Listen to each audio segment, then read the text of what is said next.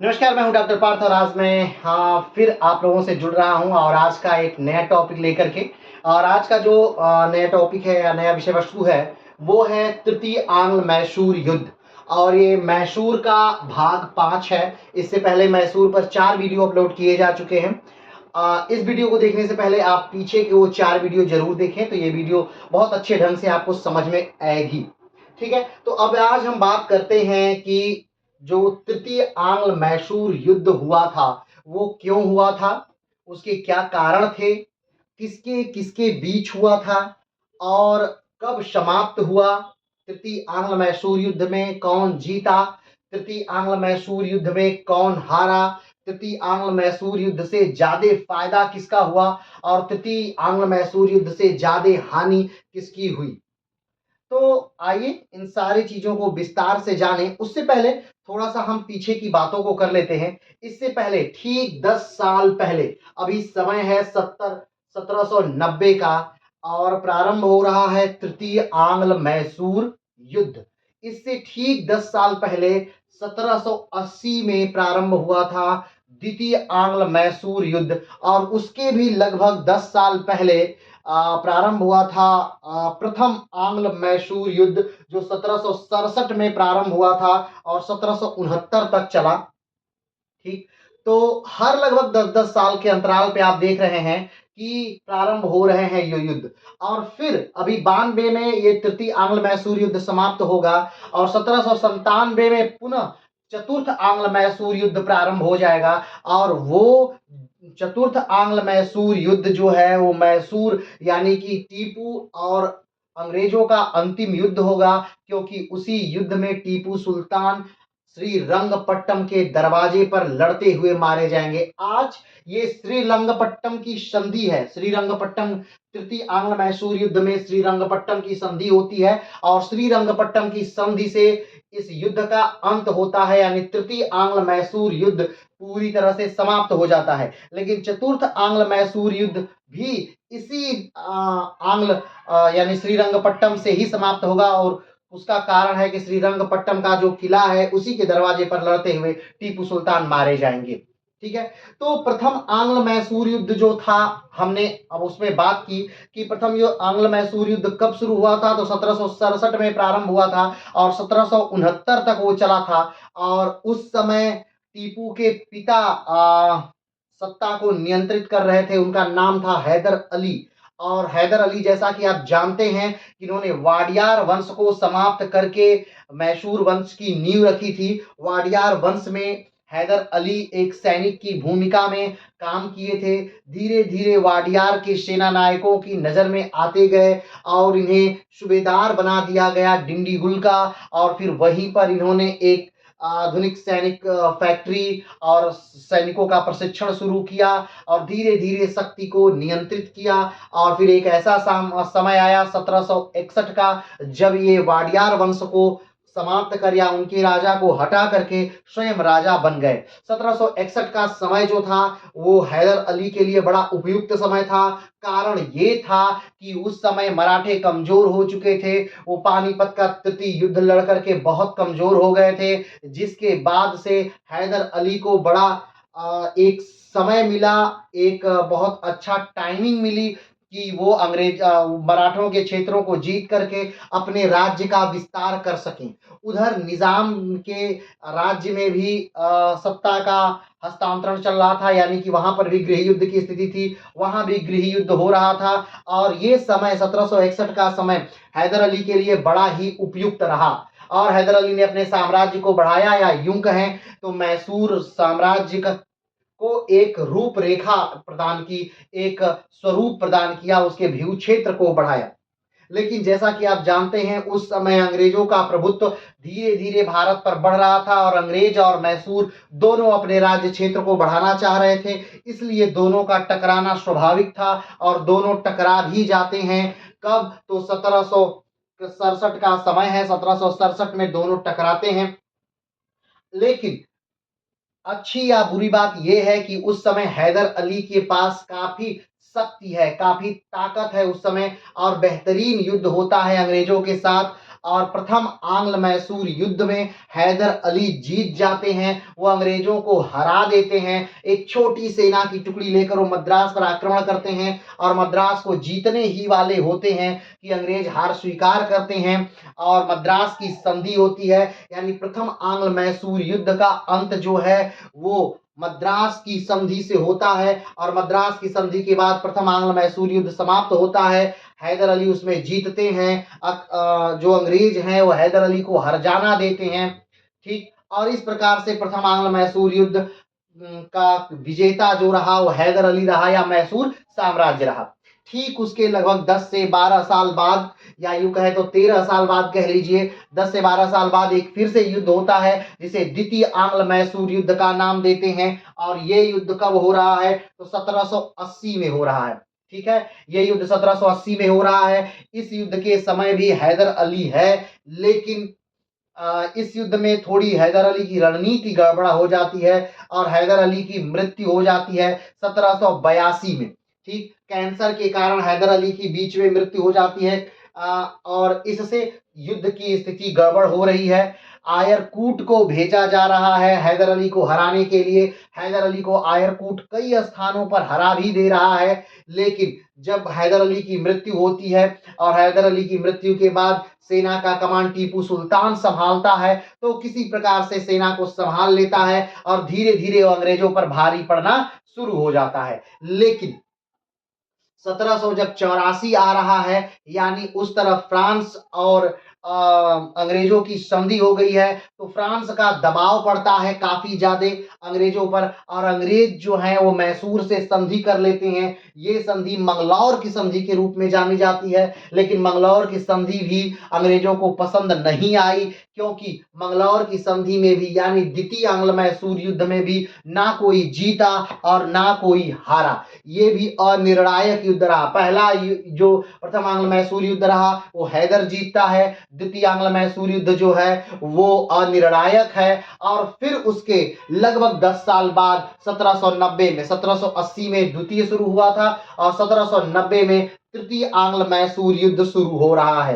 अब बात आती है कि क्या कारण है कि तृतीय आंग्ल मैसूर युद्ध प्रारंभ होता है। द्वितीय आंग्ल मैसूर युद्ध के बारे में तो आप जानते हैं कि द्वितीय आंग्ल मैसूर युद्ध का मुख्य कारण जो था वो था कि माहे पर अंग्रेजों ने कब्जा कर लिया, फ्रांसीसियों को हरा दिया अंग्रेजों ने माहे में और माहे पर कब्जा कर लिया। और माहे का जो क्षेत्र था जो केरल में पड़ता है, माहे का जो क्षेत्र था वो कहीं न कहीं टीपू सुल्तान के अंतर्गत आता था या हैदर अली के अंतर्गत आता था। और हैदर इस बात से क्रोधित होकर के अंग्रेजों के खिलाफ युद्ध की घोषणा कर देता। यह तात्कालिक कारण था। अगर मुख्य कारण देखा जाए द्वितीय आंग्ल मैसूर युद्ध का, तो मुख्य कारण यह था कि अंग्रेजों ने संधि जब की थी, मद्रास की संधि यानी प्रथम आंग्ल मैसूर युद्ध में जब मद्रास की संधि हुई थी, तो मद्रास की संधि के अंतर्गत एक बिंदु था। वो बिंदु ये था कि जब भी कभी मैसूर को आवश्यकता पड़ेगी, मैसूर पर कोई आक्रमण करेगा तो अंग्रेज उसकी सहायता करेंगे। लेकिन 1771 में जब मराठे मैसूर पर आक्रमण करते हैं तो हैदर अली सहायता मांगता है अंग्रेजों से और अंग्रेज साफ मना कर देते हैं सहायता के लिए। तो द्वितीय आंग्ल मैसूर युद्ध का जो कारण था वो मुख्य कारण ये था कि अंग्रेजों ने मैसूर को सहायता देने से मना कर दिया था, जबकि प्रथम आंग्ल मैसूर युद्ध में यह समझौता हुआ था कि जब भी कभी आवश्यकता होगी मैसूर को तो अंग्रेज सहायता करेंगे, लेकिन अंग्रेजों ने सहायता नहीं किया। ठीक, ये बातें आप लोगों ने देख ली थी। और किस प्रकार से द्वितीय आंग्ल मैसूर युद्ध समाप्त होता है, लेकिन अनिर्णायक होता है, न किसी की जीत न किसी के हार के साथ वो समाप्त होता है। जो संधि होती है अंत में, मंगलौर की संधि जो होती है, मंगलौर की संधि के अंतर्गत ये होता है कि जितने भी भूभाग जीते गए हैं, चाहे वो टीपू के द्वारा चाहे अंग्रेजों को द्वारा, दोनों भूभाग एक दूसरे को वापस कर दिए जाएं। जो युद्धबंदी सैनिक हैं वो दोनों एक दूसरे को वापस कर दिए जाएं। और आगे से अगर कोई भी व्यक्ति अंग्रेजों पर हमला करता है तो टीपू सहायता करेंगे और टीपू पर हमला करता है तो अंग्रेज सहायता करेंगे। इस संधि के साथ ही यानी मंगलौर की संधि के साथ 1784 मंगलौर की संधि के साथ समाप्त होता है क्या, द्वितीय आंग्ल मैसूर युद्ध। लेकिन अब बात आज हम यहाँ पर करने वाले हैं तृतीय आंग्ल मैसूर युद्ध की। तो ध्यान दीजिएगा बस इतना कि कुल जो मैसूर युद्धों की संख्या थी वो 4 थी। प्रथम आंग्ल मैसूर युद्ध, द्वितीय आंग्ल मैसूर युद्ध, तृतीय आंग्ल मैसूर युद्ध और चतुर्थ आंग्ल मैसूर युद्ध। चारों का एक बार निर्णय जान लीजिए। प्रथम आंग्ल मैसूर युद्ध में जो था वो हैदर अली जीता था। द्वितीय आंग्ल मैसूर युद्ध में जो है वो मैसूर साम्राज्य और अनिर्णायक युद्ध रहा, न कोई जीता न कोई हारा। तृतीय आंग्ल मैसूर युद्ध यानी जो आज हम पढ़ने वाले हैं, तृतीय आंग्ल मैसूर युद्ध, इस युद्ध में अंग्रेज जो है वो जीत जाएंगे और टीपू सुल्तान हार जाएगा। टीपू सुल्तान अभी है, ध्यान रखिएगा, हैदर अली जो है वो मर चुका है। वो 1782 में जब द्वितीय आंग्ल मैसूर युद्ध चल रहा था उसी के समय हैदर अली की मृत्यु हो जाती है। ठीक, तृतीय आंग्ल मैसूर युद्ध में क्या होता है, तो इसमें हैदर अली हार जाएंगे या टीपू सुल्तान हार जाएंगे, या यूं कहे तो मैसूर साम्राज्य हार जाएगा। पहले में मैसूर जीता था, दूसरे में अनिर्णायक युद्ध रहा, तीसरे में मैसूर हारेगा और चौथा जो युद्ध होगा उसमें टीपू सुल्तान को मार दिया जाएगा, यानी फिर से मैसूर क्या हो जाएगा, हार जाएगा। तो तीसरा और चौथा मैसूर हारा, ठीक है, और दूसरा अनिर्णायक रहा और पहला अंग्रेज हारे थे। क्लियर है? तो चलिए हम देखते हैं तृतीय आंग्ल मैसूर युद्ध। तो सबसे पहली बात कि तृतीय आंग्ल मैसूर युद्ध कब प्रारंभ हो रहा है, तो तृतीय आंग्ल मैसूर युद्ध 1790 में प्रारंभ हो रहा है। कब तक चल रहा है, तो 1792 तक चल रहा है। 12 मार्च को श्रीरंगपट्टम में एक संधि होती है टीपू और कार्नवालिस के बीच। उस संधि के बाद से जो तृतीय आंग्ल मैसूर युद्ध है वो समाप्त हो जाता है। ठीक है, अभी तो पहला जो पॉइंट है कि कब हुआ तृतीय आंग्ल मैसूर युद्ध, तो वो हुआ 1790 से 1792 तक। किसके किसके बीच हुआ, तो टीपू सुल्तान और लॉर्ड कॉर्नवालिस के बीच हुआ या अंग्रेजों और मैसूर साम्राज्य के बीच हुआ। तीसरा पॉइंट कि कौन जीता, तो इसमें जीता इसमें जीता अंग्रेज साम्राज्य या कॉर्नवालिस जीता। चौथा पॉइंट कि क्या इसके बाद साम्राज्य मैसूर समाप्त हो गया, तो नहीं, मात्र हरजाना लेकर के 3 करोड़ का हरजाना लेकर के और अंग्रेजों ने टीपू सुल्तान को छोड़ दिया। ठीक है, और उनके 2 पुत्रों को, टीपू सुल्तान के 2 पुत्रों को बंदी बना लिया गया, क्योंकि मैसूर साम्राज्य के पास 3 करोड़ देने के लिए धन नहीं था। तो इसलिए कॉर्नवालिस द्वारा कहा गया कि जब आप पूरा धन दीजिएगा तब अपने दोनों पुत्रों को छुड़ा करके ले जाइएगा। इसके साथ ही तृतीय आंग्ल मैसूर युद्ध क्या हो जाता है, समाप्त हो जाता है। तो चलिए पहली बात, एक और बात जो रह जाती है वो ये कि आखिर तृतीय आंग्ल मैसूर युद्ध प्रारंभ क्यों हुआ। ठीक है, तो एक राज्य है दक्षिण भारत में, ठीक, नाम है उसका त्रावणकोर। आप पहले सर्च करिएगा, अगर आपको मिल जाएगा तो ठीक है, नहीं तो मैं बता ही दूंगा। ठीक है, तो एक राज्य है त्रावणकोर और त्रावणकोर के एक राजा हैं। तो त्रावणकोर के राजा ने डचों से कुछ भूमि खरीद ली। ठीक है, त्रावणकोर के राजा ने डचों से कुछ भूमि खरीद ली। अब जब डचों से भूमि खरीदी त्रावणकोर के राजा ने, तो टीपू सुल्तान ने कहा कि भाई साहब, त्रावणकोर के महाराज जी, ये जो भूमि आप खरीदे हैं डचों से, ये डचों की भूमि नहीं है, ये भूमि मैसूर साम्राज्य की है। और अगर मैसूर साम्राज्य की भूमि है तो आप डचों से कैसे खरीद सकते हैं, मेरी भूमि को आप किसी दूसरे से कैसे खरीद सकते हैं। और चलिए खरीद भी लिए तो क्या आप उसे ले पाएंगे, नहीं, ये तो मेरी भूमि है, इसलिए हम आपको देंगे नहीं। लेकिन त्रावणकोर के राजा जी ये बात नहीं मानते हैं, स्वीकार नहीं करते हैं। वो डचों से भूमि खरीद लेते हैं और उस पर अपना आधिपत्य जमा लेते हैं।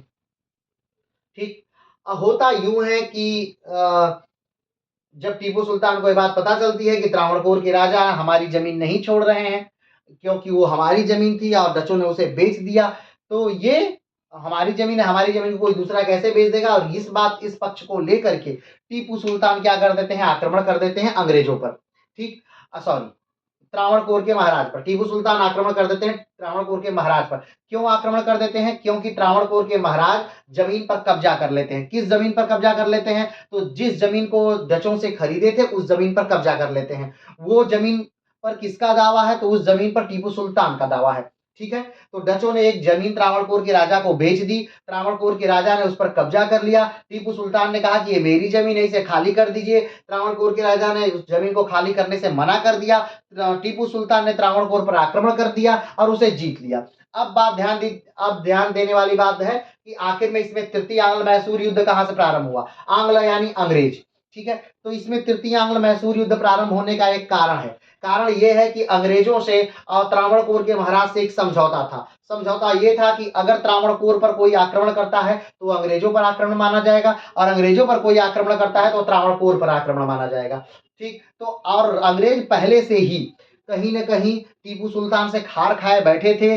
आपको याद होगा कि जो मंगलौर की संधि थी, वो पसंद नहीं थी हुई थी अंग्रेज़ों को। वो कदापि नहीं पसंद हुई थी आई थी और उस मंगलौर की संधि के बाद से जो टीपू सुल्तान का कद था, उसकी हैसियत थी, उसकी क्षमता थी, उन सब में निखार आया था। उसकी क्षमता बढ़ी थी, उसका कद बढ़ा था, उसकी हैसियत बढ़ी थी।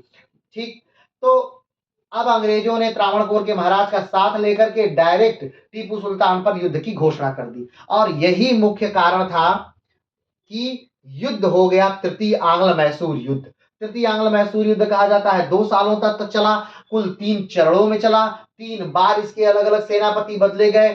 ठीक। तो इसलिए त्रावणकोर का जो मुख्य चीज था कि तृतीय आंग्ल मैसूर युद्ध क्यों होता है, तो त्रावणकोर साम्राज्य के कारण हुआ कहीं न कहीं। इसमें त्रावणकोर साम्राज्य का काफ़ी ज़्यादा रोल है। तो चलिए प्रारंभ करते हैं लाइन वाइज़ और देखते हैं कि तृतीय आंग्ल मैसूर युद्ध में क्या होता है, कैसे होता है। चलिए, तो पहली लाइन की बात करते हैं कारण। क्या बात करते हैं? कारण बात करते हैं कर लेते हैं। तो 1789 में टीपू ने त्रावणकोर पर कब्जा कर लिया। टीपू ने त्रावणकोर पर कब्जा कब किया? तो 1789 में कर लिया। अंग्रेजों ने 1784 में त्रावणकोर से एक संधि की थी, जिसके कारण त्रावणकोर पर हमला अंग्रेजों पर हमला माना जाएगा। ध्यान दीजिए, 1784 का समय है कि अंग्रेज और त्रावणकोर के महाराज के बीच एक संधि होती है। उस संधि में कहा जाता है कि अगर कोई व्यक्ति त्रावणकोर पर हमला करता है तो अंग्रेजों पर हमला माना जाएगा और अगर कोई अंग्रेजों पर हमला करता है तो त्रावणकोर पर हमला माना जाएगा। यानी कोई भी व्यक्ति अगर त्रावणकोर पर हमला करेगा तो अंग्रेज रक्षा करेंगे और अगर अंग्रेजों पर हमला करेगा तो त्रावणकोर रक्षा करेगा। ये बातें डन हुई थी कब? 1784 में। कब? 1784 में किसके किसके बीच? अंग्रेजों और त्रावणकोर के साम्राज्य के बीच ये बातें डिसाइड हुई थी। ठीक है, आगे बढ़ते हैं। और 1784 में ये बात डिसाइड हुई थी और 1789 में टीपू सुल्तान ने आक्रमण कर दिया था। क्या? त्रावणकोर पर। तो जब टीपू सुल्तान आक्रमण करेंगे तो स्वाभाविक बात है कि अंग्रेज कहीं न कहीं इससे परेशान होंगे। चूंकि अंग्रेज चाहते तो त्रावणकोर का साथ नहीं दे सकते थे, क्योंकि इससे पहले भी प्रथम आंग्ल मराठा युद्ध में जो संधि हुई थी उसका पालन अंग्रेजों ने कहाँ ही किया था। मद्रास की संधि का पालन कहाँ किया था अंग्रेजों ने? जब मराठों ने आक्रमण किया मैसूर पर, तो मराठों अंग्रेजों ने साथ नहीं दिया मैसूर का। ठीक। तो अंग्रेज इस बात की अवहेलना कर सकते थे, लेकिन चूंकि अंग्रेजों को टीपू से अपना बदला निकालना था, कहीं न कहीं वो सोच रहे थे युद्ध का कोई न कोई वो बहाना ढूँढ ही रहे थे मैसूर से, क्योंकि वो मैसूर साम्राज्य उन्हें चाहिए था, क्योंकि मैसूर साम्राज्य धीरे-धीरे शक्तिशाली हो रहा था और मैसूर साम्राज्य वो ऐसा साम्राज्य था जिसने सहायक संधि स्वीकार नहीं की थी और कहीं न कहीं वो अंग्रेजों के लिए खतरा था। क्योंकि अगर एक साम्राज्य सहायक संधि स्वीकार नहीं करेगा तो दूसरा साम्राज्य भी सहायक संधि स्वीकार नहीं करेगा और सहायक संधि स्वीकार करने का मतलब था अपने राज्य को बेच देना। ठीक है? कहने का मतलब अगर एक लाइन में कहा जाए तो सहायक संधि एक ऐसी संधि जिसमें अपनी सुरक्षा के लिए अपना सब कुछ दे देना था। ठीक है? चलिए आगे बढ़ते हैं।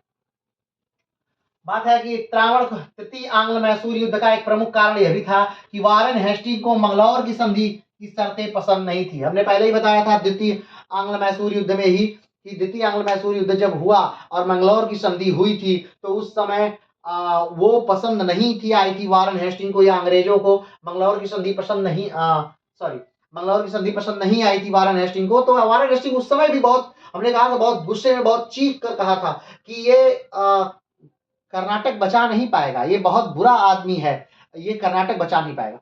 चलिए आगे बढ़ते हैं। तो त्रावणकोर के राजा ने डचों से कुछ सीमांत प्रांत खरीदे थे।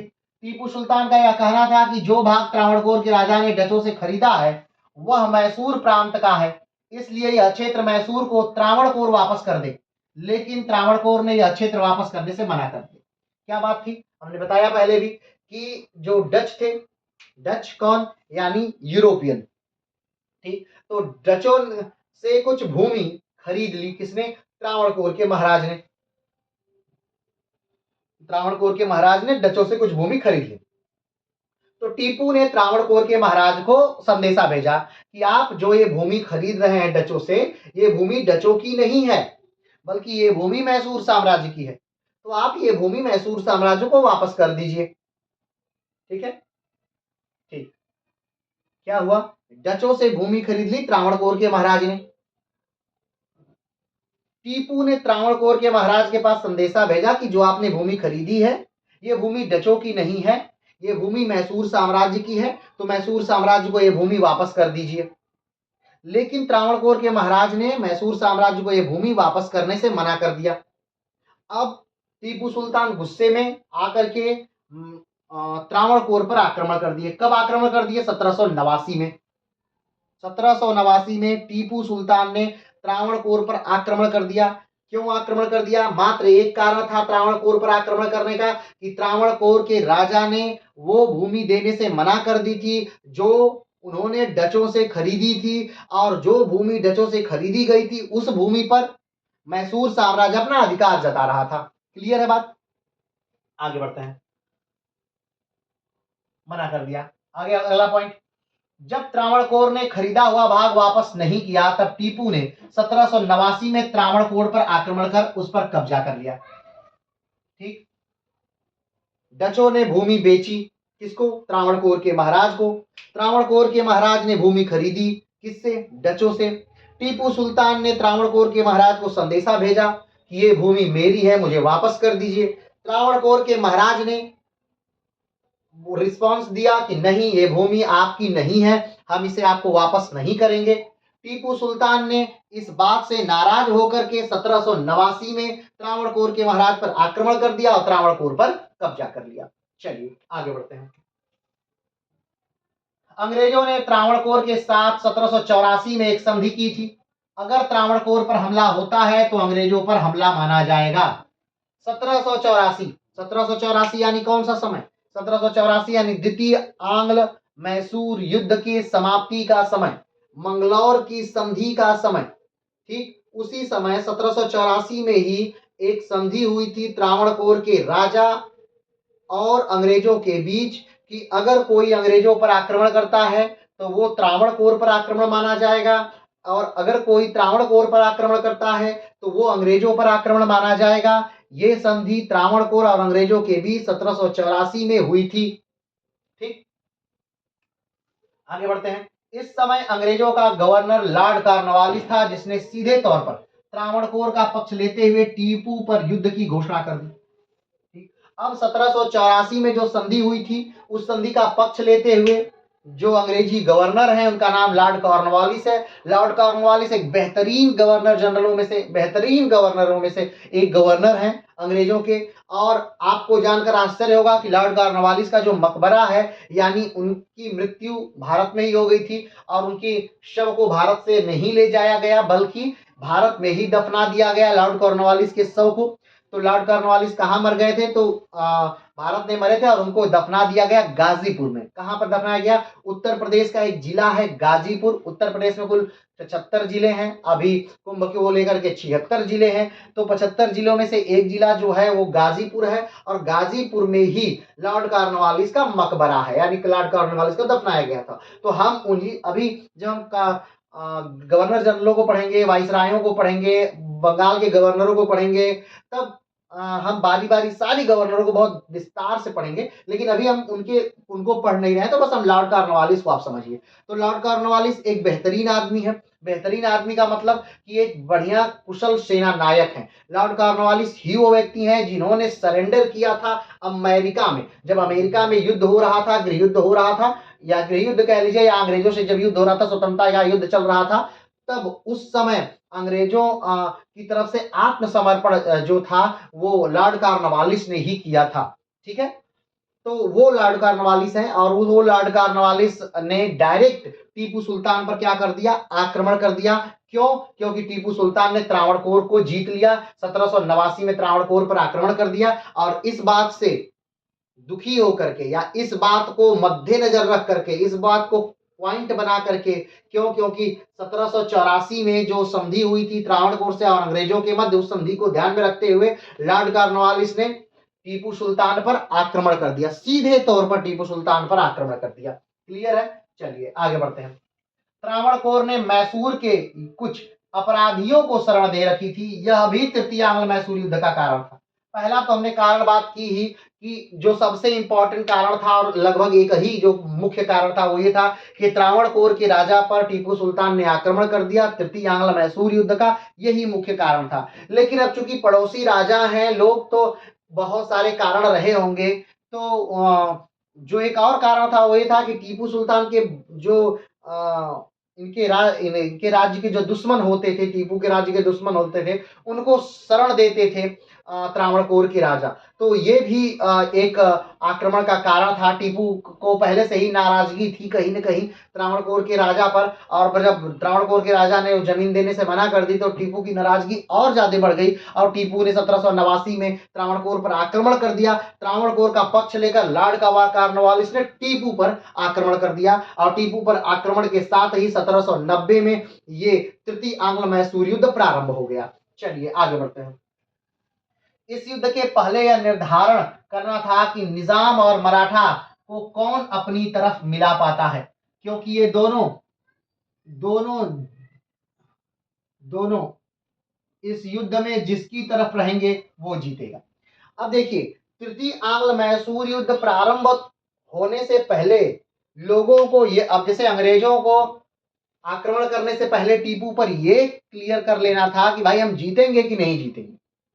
तो आप कहेंगे कि पहले ही कैसे किसी को पता चल जाएगा कि हम जीतेंगे कि नहीं जीतेंगे? तो पता था, दक्षिण के युद्ध के बारे में सबको पहले से पता था कि निजाम और मराठा जिसकी तरफ मिल जाएंगे वो युद्ध जीत जाएगा। निजाम और मराठा अगर अंग्रेज की तरफ मिल गए तो अंग्रेज युद्ध जीत जाएंगे। निजाम और मराठा अगर मैसूर की तरफ मिल गए तो अंग्रेज युद्ध हार जाएंगे।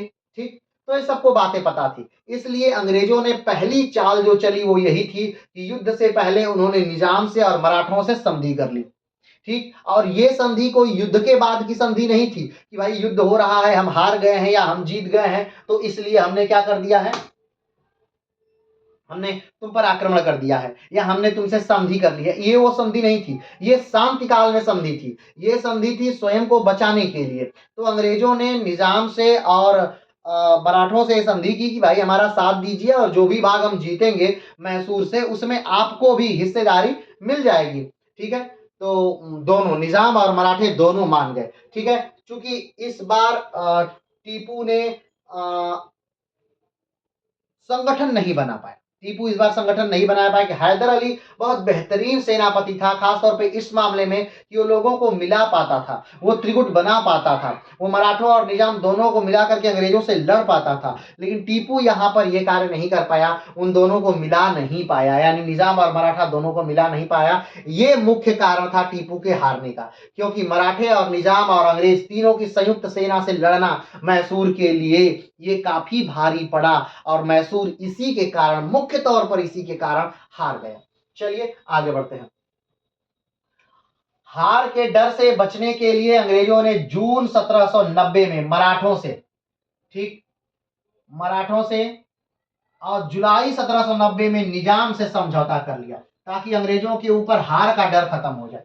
अब देख लीजिए, 1790 में युद्ध शुरू हो रहा है और 1790 में ही तुरंत पहला कार्य जो अंग्रेज कर रहे हैं वो ये कर रहे हैं कि वो जा करके मराठों से समझौता कर ले रहे हैं, अंग्रेज और निजाम से समझौता कर ले रहे हैं कि भाई साहब ये युद्ध होने वाला है और युद्ध हो रहा है, इसमें आप किसका साथ देंगे? तो इसमें आप अंग्रेजों का साथ देंगे, वचन दीजिए, और इसमें जो भी भूमि हमें मिलेगी जीती हुई मैसूर से जो हम जीतेंगे वो हम आपको देंगे। ठीक है, इस युद्ध में बड़ा अच्छा एक कोटेशन था लॉर्ड कॉर्नवालिस का। लॉर्ड कॉर्नवालिस ने एक बड़ी अच्छी बात कही थी। अच्छी बात क्या, अंग्रेजों के लिए वो अच्छी बात थी, हमारे लिए वो अच्छी बात नहीं थी, लेकिन फिर भी एक बात कही थी जो अक्सर परीक्षाओं में पूछा जाता है। वो ये था कि हमने इस युद्ध में अपने दोस्तों को बिना ताकतवर बनाए अपने दुश्मन को बहुत बुरी तरह हरा दिया। ये बात सेंटेंस, ये कोटेशन लॉर्ड कॉर्नवालिस ने तृतीय आंग्ल मैसूर युद्ध के दौरान कही थी। चलिए आगे बढ़ते हैं। यह संधि जो अंग्रेजों ने मराठों और निजाम के से किया था, यह मैत्री संधि यानी बिना किसी युद्ध के साथ संधि थी। ठीक, हमने बताया कि अंग्रेजों ने जो मैत्री संधि की चाहे वो मराठों से की, चाहे वो निजाम से की। ये युद्ध के समय की संधि नहीं थी। ऐसा नहीं कि अंग्रेजों से युद्ध हो रहा था निजाम से और युद्ध रोकने के लिए संधि हुई, नहीं। ऐसा भी नहीं था कि मराठों से युद्ध हो रहा था और युद्ध रोकने के लिए संधि हुई, नहीं। बल्कि अपनी तरफ मिलाने के लिए संधि थी। ये संधि थी कि आप हमारी तरफ मिलिए और हमारी तरफ से लड़िए। किसके खिलाफ? मैसूर के खिलाफ। सोचिए, अगर मैसूर के खिलाफ ना लड़ करके मराठे और निजाम मैसूर के साथ लड़े होते तो अंग्रेज आज भारत में दिखते ही नहीं, हम उतनी पीछे जाते ही नहीं, हमारी अर्थव्यवस्था आज भारत की सबसे अच्छी अर्थव्यवस्था रहती, हम विश्व के सबसे अमीर देशों में रहते, हम एक विकसित कंट्री रहते। लेकिन हमारी आपसी मनमुटाव ने, हमारे आपसी कलह ने हमें आज इस हद तक पहुंचाया। और दिक्कत बस इस बात की नहीं है कि हम क्या किए, दिक्कत इस बात की है कि हम फिर वही कर रहे हैं। आज फिर हम जाति, मजहब, धर्म के नाम पर फिर वैसे ही लड़ रहे हैं जैसे हम कभी लड़ा करते थे। और फिर से अगर कोई आए तो इसका भरपूर लाभ उठा सकता है या उठाता है। ठीक है, तो हमें ना कुछ तो इतिहास पढ़ना है और इतिहास से ये सबक लेना है, इतिहास से ये सीखना है कि इतिहास में जो गलतियां हुई हैं, जो ब्लंडर हुए हैं, जो बड़े मिस्टेक हुए हैं, वो मिस्टेक फिर से ना दोहराया जाए, वो गलतियां फिर से ना हो। चलिए आगे बढ़ते हैं। तृतीय आंग्ल मैसूर युद्ध 3 चरणों में लड़ा गया। इसमें 3 बार सेनापति बदले गए। हमने पहले बताया था कि तृतीय आंग्ल मैसूर युद्ध कितने चरणों में लड़ा गया? 3 चरण में लड़े गए। पहला चरण क्या था? प्रथम चरण में जनरल मेडोज ने आक्रमण किया और वह हार गए। प्रथम चरण में जनरल मेडोज थे, उन्होंने आक्रमण किया मैसूर टीपू सुल्तान पर, लेकिन टीपू सुल्तान ने बड़े बेहतरीन ढंग से उनका जवाब दिया और टीपू सुल्तान उनकी जवाबी कार्रवाई में सफल हुए। आगे बढ़ते हैं। द्वितीय चरण 1791 में कार्नवालिस स्वयं आक्रमण करता है और जीत जाता है। जब कार्नवालिस देता है कि भाई साहब ये लोग जीत नहीं पा रहे हैं टीपू से, तो कार्नवालिस स्वयं सेना की कमांड अपने हाथों में लेता है और टीपू पर आक्रमण करता है और कार्नवालिस क्या होता है? जीत जाता है। हमने बताया कि कार्नवालिस एक अच्छे सेना नायकों में से एक सेना नायक है जो जीत रहा है। चलिए आगे बढ़ते हैं। तृतीय चरण क्या है? तृतीय चरण है कार्नवालिस स्वयं मई जून 1791 में मैसूर पर कूच कर दिया, मैसूर पर कूच किया। 1792 में टीपू मजबूर होकर श्रीरंगपट्टम की संधि करता है। ठीक है, अब कार्नवालिस ने एक बड़ी सेना ली और 1792 का 91 का समय है जब वो आक्रमण कर देता है। कहां पर? मैसूर में। और मैसूर चूंकि राजधानी है क्षेत्र की, मैसूर क्या है? राजधानी है। और मैसूर में चारों तरफ से घिर गया है टीपू सुल्तान और मजबूर होकर के टीपू सुल्तान को मैसूर श्रीरंगपट्टम की संधि क्या करनी पड़ती है क्योंकि उसके अलावा और कोई उसके पास चारा नहीं था टीपू सुल्तान के पास। तो मजबूर होकर टीपू सुल्तान श्रीरंगपट्टम की संधि करता है।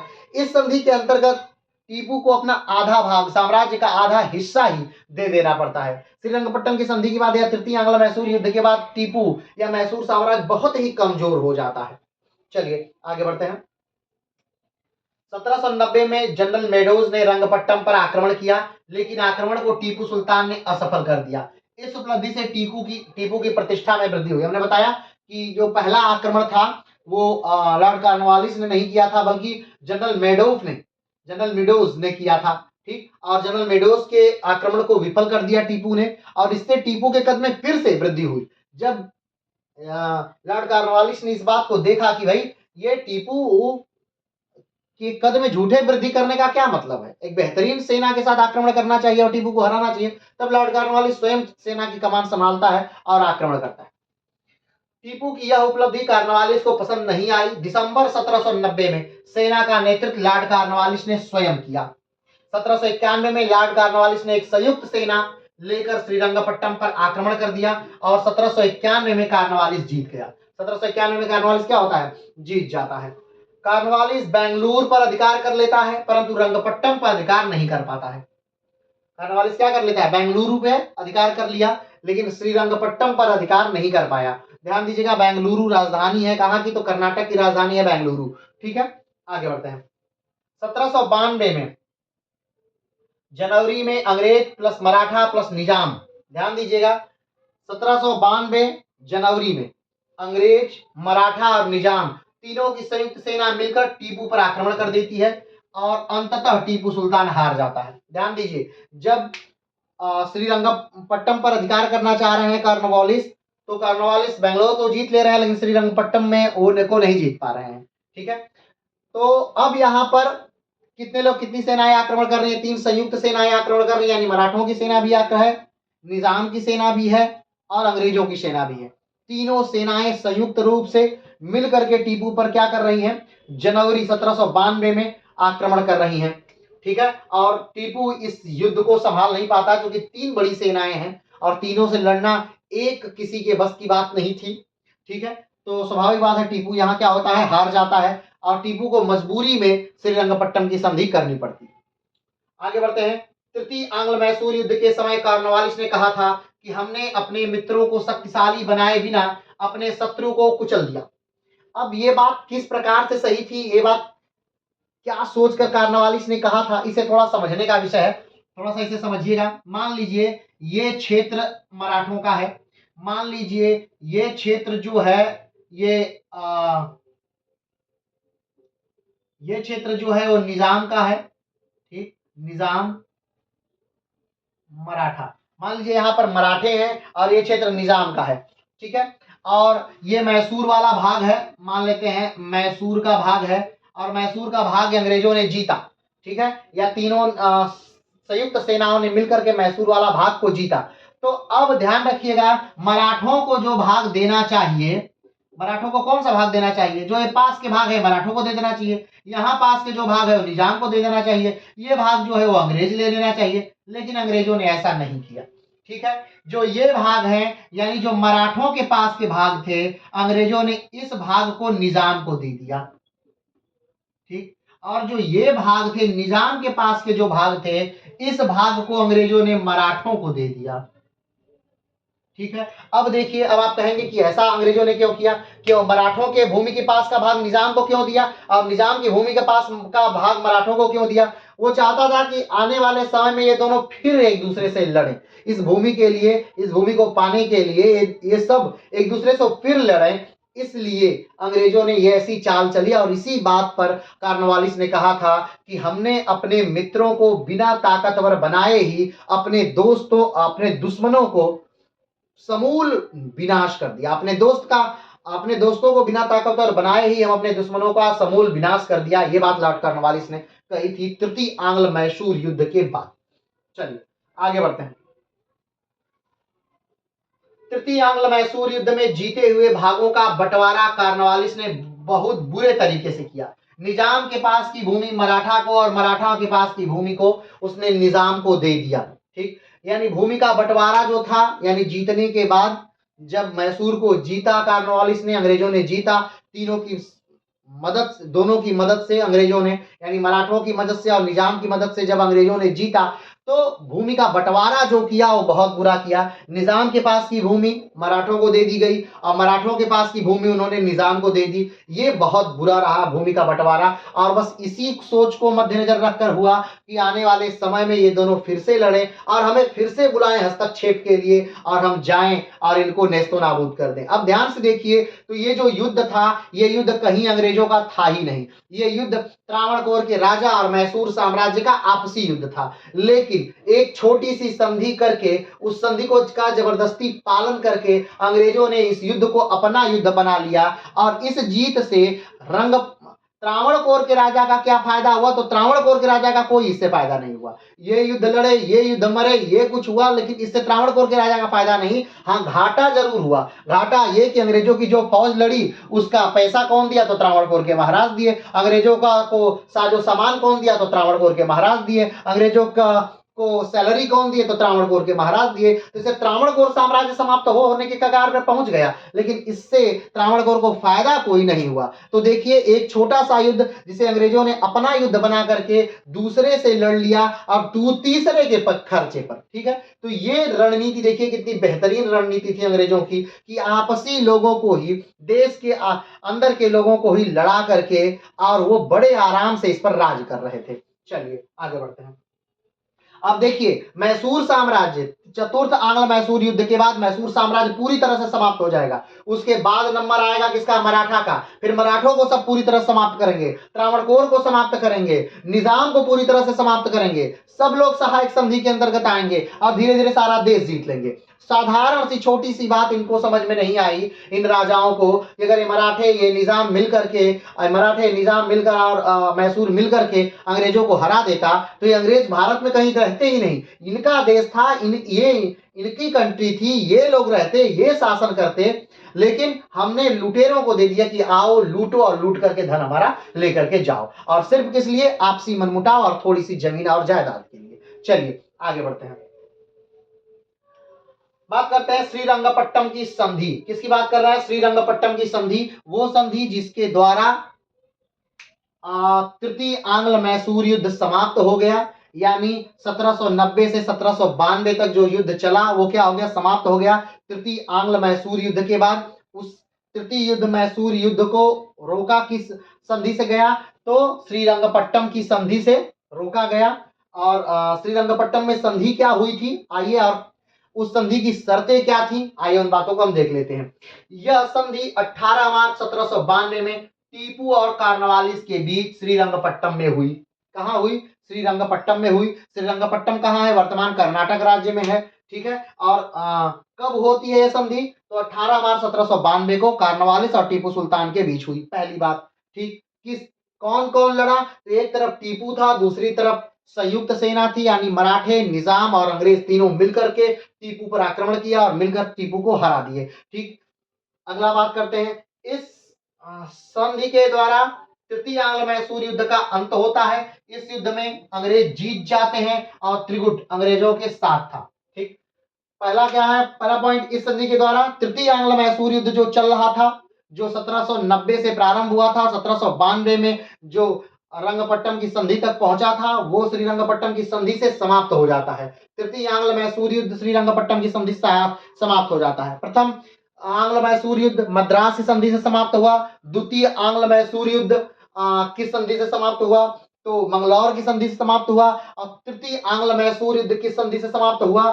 तो श्रीरंगपट्टम की संधि से समाप्त हुआ। और चतुर्थ आंग्ल मैसूर युद्ध डायरेक्ट टीपू सुल्तान की मृत्यु से समाप्त होगा, वो किसी संधि से समाप्त नहीं होगा। तो कुल 4 युद्ध होंगे, प्रथम, द्वितीय, तृतीय और चतुर्थ, ध्यान रखिएगा, ठीक। आगे बढ़ते हैं, कमेंट बॉक्स बताइएगा कि जो मराठा युद्ध हुए थे वो कितने हुए थे और किस किस संधियों से वो समाप्त हुए थे। चलिए आगे बढ़ते हैं। अगला पॉइंट है कि पहली बार ऐसी संधि है जिसमें मैसूर का पक्ष कमजोर है। ध्यान दीजिए, इससे पहले जो प्रथम आंग्ल मैसूर युद्ध हुआ है उसमें मैसूर का पक्ष काफी मजबूत है। मद्रास तक हैदर अली की सेना पहुंचने वाली है, अंग्रेज हारने वाले हैं, अंग्रेज हरजाना देते हैं हैदर अली को, ठीक। तो हैदर अली का पक्ष यानी मैसूर का पक्ष काफी स्ट्रांग है पहले आंग्ल मैसूर युद्ध में। द्वितीय आंग्ल मैसूर युद्ध जो हो रहा है, कहां पर हो रहा है? तो मंगलौर में हो रहा है। ये जब हो रहा है 1784 में, इस समय भी टीपू सुल्तान का पक्ष मजबूत है, अंग्रेजों का पक्ष कमजोर है, और अंग्रेज चीख चीख कर कह रहे हैं, अंग्रेज गवर्नर चीख चीख कर कह रहे हैं कि ये बुरा हुआ है, इससे संतुष्ट नहीं है। लेकिन जो तृतीय आंग्ल मैसूर युद्ध हो रहा है, यानी कि श्रीरंगपट्टम की संधि है, पहली ऐसी संधि है मैसूर की अंग्रेजों से जिसमें मैसूर का पक्ष कमजोर है, अंग्रेजों का पक्ष मजबूत है, ठीक है। आगे बढ़ते हैं, पहली ऐसी संधि है जिसमें मैसूर का पक्ष कमजोर है। आगे बढ़ते हैं, इस संधि के शर्त के अनुसार टीपू को 3 करोड़ का हरजाना भरना पड़ा। हरजाना क्या है? जो भी राज्य हारता है, मान लीजिए युद्ध हो रहा है, टीम ए से टीम बी से युद्ध हो रहा है, ठीक है, तो जो हारेगा वो युद्ध का पूरा खर्चा दो, उस तरफ का, मान लीजिए हम किसी से युद्ध कर रहे हैं और हम हार जाते हैं, तो सामने वाला पक्ष जो कहेगा कि मेरा इतना पैसा खर्च हुआ है इस युद्ध में, तुम इतना हमें दो, तो मुझे देना पड़ेगा, क्योंकि मेरी मजबूरी है, मैं हार चुका हूं, अगर मैं नहीं देता हूं तो मेरा राज्य छिन जाएगा, मुझे मार दिया जाएगा, सारे चीजें कर सकती, इसलिए मेरी मजबूरी है। तो हरजाना अंग्रेजों ने कितना लगाया? 3 करोड़ रुपए लगाया। अब आप समझ सकते हैं कि 1790 का या 1792 का 3 करोड़ कितना हो सकता है आज के समय में। अगर कैलकुलेशन किया जाए कि 1792 का 3 करोड़ आज के समय, वर्तमान समय में कितना होगा, कैलकुलेशन करके, सोच करके उस समय के डाटा के अनुसार से बताइएगा कमेंट बॉक्स में कि कितना वर्तमान समय में उस समय का 3 करोड़ कितना होगा। ठीक है। तो अनुसार टीपू को 3 करोड़ का हर्जाना भरना पड़ा। ठीक, अब आगे बढ़ते हैं। मैसूर का आधा राज्य भी अंग्रेजों को देना पड़ा। मैसूर पहली बात तो 3 करोड़ का हर्जाना टीपू सुल्तान को भरना पड़ा, और दूसरा मैसूर का आधा राज्य किसको देना पड़ा? टीपू सुल्तान को दे देना पड़ा। अपने राज्य के 2 टुकड़े कर लेने पड़े और एक पूरा का पूरा टुकड़ा किसको दे देना पड़ा? तो अंग्रेजों को दे देना पड़ा। और उस पर अंग्रेजों ने बंदर बांट कर ली। जितने बेहतरीन बेहतरीन शहर थे वो अंग्रेजों ने टीपू से ले लिए। ठीक है, और उस पर क्या की? बंदर बांट की। कुछ अंग्रेजों के पास रहे, कुछ निजाम के पास गए और कुछ मराठों के पास गए। तृतीय आंग्ल मैसूर युद्ध के बाद, तृतीय आंग्ल मैसूर युद्ध के बाद आधा राज्य टीपू का चला गया। 3 करोड़ रुपया हरजाना के रूप में देना हुआ, लेकिन रुपए अब इनके पास 3 करोड़ थे नहीं। तो लॉर्ड कॉर्नवालिस ने टीपू सुल्तान के 4 बेटों में से 2 बेटों को उठा करके लेके चला गया। बोला कि भाई साहब, जब अपना पैसा, पहले ऐसा होता था, नॉर्मली ऐसा होता था कि जब भी आप पैसा नहीं दे पा रहे हैं तो आपके बेटों को रख लिया जाता था। मुगलिया सल्तनत में भी आपने पढ़ा होगा कि ऐसा हुआ। आपने शिवाजी के शासनकाल में भी ऐसा देखा कि ऐसा हुआ था। औरंगजेब ने भी रखा था बच्चों को। ठीक है, तो वो बातें ठीक। चलिए आगे बढ़ते हैं। अगला पॉइंट है कि टीपू के पास 3 करोड़ रुपए नहीं थे, तो इसके टीपू के 2 बेटों को अंग्रेजों ने गिरफ्तार कर लिया और यह कहा गया कि जब आप पूरी रकम देंगे तो इन्हें छोड़ दिया जाएगा। टीपू के पास हमने बताया कि 3 करोड़ रुपए देने के लिए नहीं थे अंग्रेजों को, तो अंग्रेजों ने कहा कि ठीक है, आपके 4 बेटे हैं, 2 बेटों को हम रख लेते हैं, जब आप पूरा पैसा दे दीजिएगा तब अपने इस बेटे को, दोनों को बेटों को लेकर के चले जाइएगा। आगे बढ़ते हैं। टीपू द्वारा दिए गए अधिराज्य को मराठों ने अंग्रेजों और निजाम के साथ बांट लिया गया। जो भी टीपू ने अपना आधा राज्य दिया था, उस राज्य को तीनों ने, यानी मराठा ने, निजाम ने और अंग्रेजों ने आपस में क्या कर लिया? बांट लिया। टीपू के बेटे का नाम अब्दुल खालिक और मुइजुद्दीन था। टीपू के वो 2 बेटे जो अंग्रेज उठा करके ले गए थे, एक का नाम था अब्दुल खालिक और दूसरा था मुइजुद्दीन। ठीक, आगे बढ़ते हैं। मालाबार, बारामहल, कुर्ग, डिंडीगुल यह क्षेत्र अंग्रेजों को प्राप्त हुआ। तृतीय आंग्ल मैसूर युद्ध जब समाप्त होता है, श्रीरंगपट्टम की संधि होती है, उस संधि के अंतर्गत मालाबार, बारामहल, कुर्ग और डिंडीगुल ये क्षेत्र कहाँ है? कमेंट बॉक्स में बताइएगा। मालाबार, बारामहल, कुर्ग और डिंडीगुल, ठीक है, ये क्षेत्र अंग्रेजों को दिया गया, अंग्रेजों ने लिया। सब इंपॉर्टेंट और बेहतरीन शहर हैं, छटे हुए बेहतरीन शहर अंग्रेजों ने ले लिए। ठीक, उत्तर पश्चिम धारवाड़ वाला क्षेत्र मराठों को प्राप्त हुआ। धारवाड़ वाला क्षेत्र किसको प्राप्त हुआ? मराठों को प्राप्त हुआ। तथा उत्तर पूर्व करनूल वाला क्षेत्र निजाम को प्राप्त हुआ। ठीक, उत्तर पश्चिम और धारवाड़ वाला क्षेत्र मराठों को प्राप्त हुआ और उत्तर पूर्व करनूल वाला क्षेत्र निजाम को प्राप्त हुआ। चलिए आगे बढ़ते हैं। श्रीरंगपट्टम की संधि मैसूर के लिए शर्मनाक संधि थी। हमने पहले ही बताया कि ये जो तृतीय आंग्ल मैसूर युद्ध था, इसमें टीपू सुल्तान अकेला पड़ गया, क्योंकि 3 सेनाएं एक तरफ थी, मराठे, निजाम और अंग्रेज। इन तीनों ने मिलकर के टीपू पर आक्रमण किया और टीपू को बहुत बुरी तरह हरा दिया। इस हार में मजबूर होकर के टीपू को श्रीरंगपट्टम की संधि करनी पड़ी 1792 में, और उसके अंतर्गत 3 करोड़ रुपए और अपना आधा साम्राज्य देना पड़ा। क्योंकि 3 करोड़ रुपए देने के लिए इनके पास पैसा नहीं था, तो इन्होंने 2 बच्चों को अपने गिरवी रख दिया और बाद में वो पैसा पूरा करके अपने बच्चों को वापस लिया। आगे बढ़ते हैं। इस युद्ध में हार जाने के कारण टीपू की ताकत बहुत कमजोर हो गई। टीपू की ताकत कैसे कमजोर हो जाएगी? क्योंकि जो बड़े बड़े क्षेत्र थे, जो बड़े बड़े एरिया थे, जहां से ज्यादा धन आते थे, जहां से ज्यादा टैक्स आते थे, वो क्षेत्र अब मराठों के पास, निजाम के पास और अंग्रेजों के पास चले गए। और इसलिए टीपू के पास जो टैक्स आने का कलेक्शन होता था ज्यादा जिन क्षेत्रों से, वो जब क्षेत्र ही नहीं रहे तो पैसा कम आने लगा। जब पैसा कम आने लगा तो राजा, स्वाभाविक बात है, कमजोर हो जाएगा। चलिए आगे बढ़ते हैं। चलिए, तो यहां पर समाप्त होता है तृतीय आंग्ल मैसूर युद्ध। ठीक है, अब फिर से इस बात का एक बार कंक्लूजन देख लेते हैं। तृतीय आंग्ल मैसूर युद्ध, तृतीय आंग्ल मैसूर युद्ध कब हुआ? तो 1790 में तृतीय आंग्ल मैसूर युद्ध हुआ। कब तक चला? तो 1792 तक चला। तृतीय आंग्ल मैसूर युद्ध किसके किसके बीच हुआ? तो टीपू या मैसूर साम्राज्य और अंग्रेजों के बीच हुआ, या ऐसे देखें तो टीपू सुल्तान और कॉर्नवालिस के बीच हुआ। किस समझौते से तृतीय आंग्ल मैसूर युद्ध समाप्त हुआ? तो श्रीरंगपट्टम की संधि से तृतीय आंग्ल मैसूर युद्ध समाप्त हुआ। श्रीरंगपट्टम की संधि कब हुई? तो श्रीरंगपट्टम की संधि 18 मार्च 1792 में हुई। किसके किसके बीच हुई? तो टीपू और कॉर्नवालिस के बीच हुई। इस संधि के अंतर्गत क्या था, तो संधि की 2 शर्तें मुख्य थी कि टीपू अपने राज्य का आधा भाग अंग्रेजों को दे देगा और टीपू युद्ध के हर्जाने के रूप में 3 करोड़ रुपए देगा, और अगर उसके पास हर्जाना देने के लिए पैसा नहीं है तो अपने 2 बच्चों को अंग्रेजों के हवाले करेगा।